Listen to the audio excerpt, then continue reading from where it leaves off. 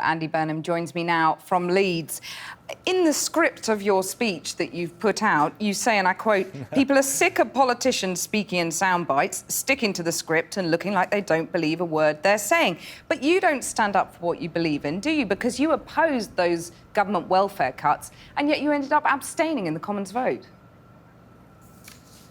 Well, this is a script I wrote myself tonight, and every word I'm saying, Cathy, comes from the heart. But on the welfare bill that you ask about, I took a stand in shadow cabinet. The position originally was to simply abstain on the bill. I said I couldn't defend that, and the party moved its position, albeit to a half-hearted position that still wasn't good enough. But in the shadow Jeremy cabinet, Corbyn you would have not to have have collective. abstained. He You have to voted the have way, and he collective did vote the way he responsibility. thought, and you didn't. You abstained.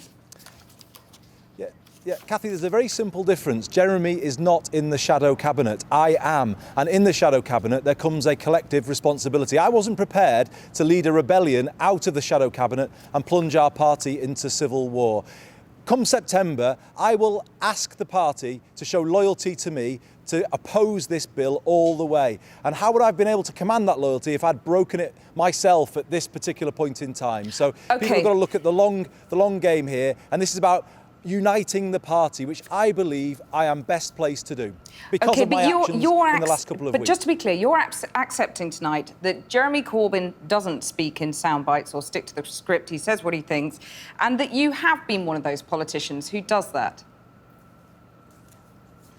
I think that's been Labour's style, hasn't it, for some time, and people are fed up with it. So I am acknowledging that. I actually have tried to tell it as it is. I tried to be my own man, but I think people are yearning for a different style of politics out there. You know, people have got basic hopes, haven't they? They want a secure job, a decent home, a good standard of living, prospects for their kids, proper care for their mum and dad. And the problem is those dreams are dying for millions of people, but modern politics doesn't seem able to provide any answers. Just as the challenges are getting bigger, modern politics seems to be getting pettier and smaller. And that leaves people with a huge disconnect. It's why when you knock on doors, people say, there's no point, you're all the same. And we can't keep hearing that and not do anything about it. Well, one person who seems to be getting across the message that he's different is Jeremy Corbyn.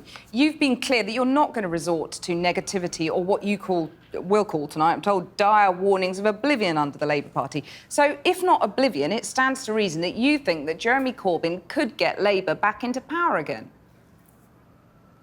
No, because I think you have to have credibility at the heart of your plans. You have to explain how you're going to pay for them. So I'm putting forward a very big idea tonight, the biggest of this campaign. I'm saying we should have a national health and care service, bring social care into the NHS and ask everybody to pay for care on the NHS principle, where everybody contributes, but then everybody is covered. OK, now, but you're saying, sorry, just to take, OK, but just to take you back to the start of that answer, you're saying that you need credibility.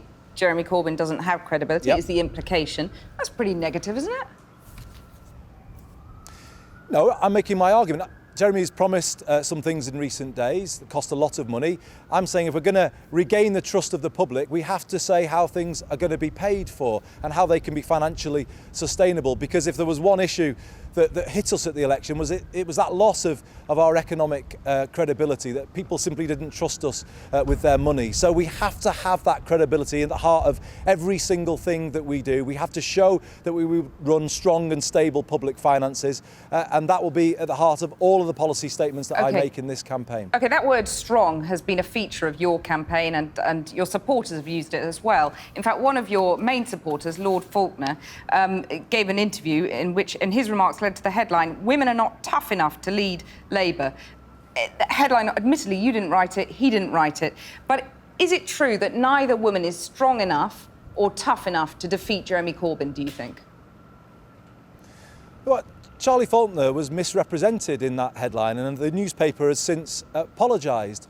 And he didn't say what the newspaper was claiming. It was disappointing then that an unfounded allegation was thrown around. I've got more women MPs supporting my campaign than any other, and I am very, very proud of that fact. I'm reaching out to all parts of the Parliamentary Labour Party, indeed all parts of the party. Let's keep this campaign positive. Of course, people have got to point out the relative merits and weaknesses of other candidates, and myself included. That's what happens in a leadership campaign. OK, and the two women, Lord Faulkner said, weren't strong enough to defeat. They didn't have the support. They weren't strong enough to defeat Jeremy Corbyn.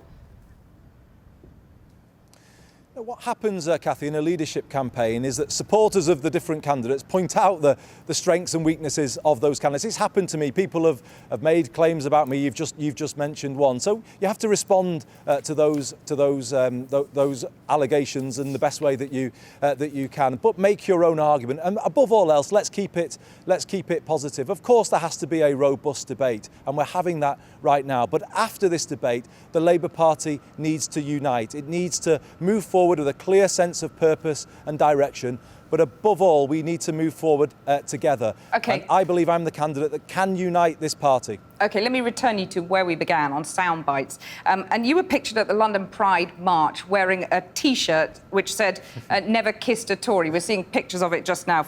I know you can't see them, but we can. But metaphorically, you've got to kiss a lot of Tories to win in 2020, haven't you? I like that. That's a good one. Yes, we do have to reach out to people who voted Conservative in 2015 but didn't, Conservative then but voted Labour back in 1997. That's the only way we're going to win, and that's why I'm putting forward this major reform of care. Because at the moment, we are letting people go into later life with everything on the roulette table: home, pensions, savings, the lot. So you will... That is unfair. Okay. It means that the most unfortunate amongst us get wiped out financially by the cost of care. And I believe Labour wins when it speaks for everyone. I'm sorry to interrupt, but we're running out of time. So I take it from that you would kiss some Tories for 2020.